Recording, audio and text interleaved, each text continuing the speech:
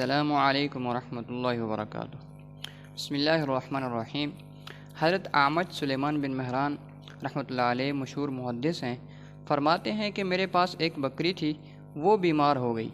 حضرت خیثمہ بن عبد الرحمن روزانہ صبح کو اور شام کو 2 وقت اس بکری کی عیادت کرنے میرے پاس تشریف لاتے، بکری کا حال پوچھتے اور یہ بھی دریافت کرتے کہ بچوں کو دودھ تو ملتا نہیں ہوگا، وہ ضد تو نہیں کرتے، بکری نے کچھ کھایا یا نہیں، وغیرہ وغیرہ۔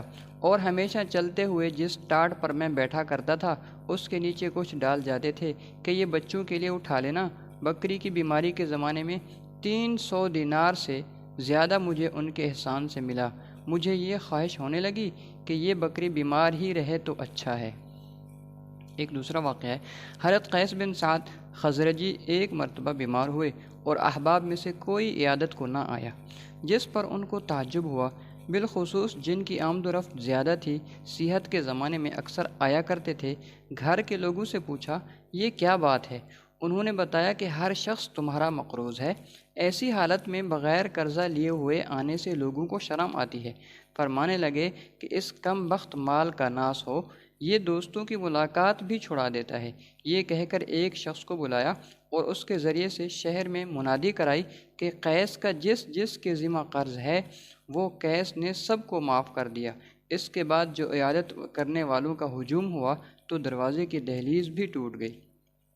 ایک تیسرا واقعہ ہے، حضرت عبداللہ بن عامر بن قریظ رحمۃ اللہ علیہ نے حضرت خالد بن عقبہ اموی سے ان کا مکان اپنی ضرورت سے 90,000 درہم میں خریدا۔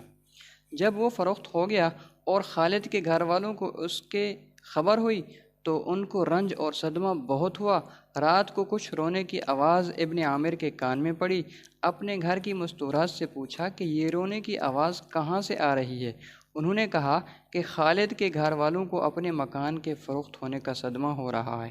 اسی وقت ابن عامر نے اپنے غلام کو ان کے پاس بھیجا اور یہ کہلوایا کہ مکان تمہاری نظر ہے اور قیمت جو میں نے دے چکا ہوں وہ بھی اب واپس نہ ہوگی، یہ مکان میری طرف سے تمہاری نظر ہے۔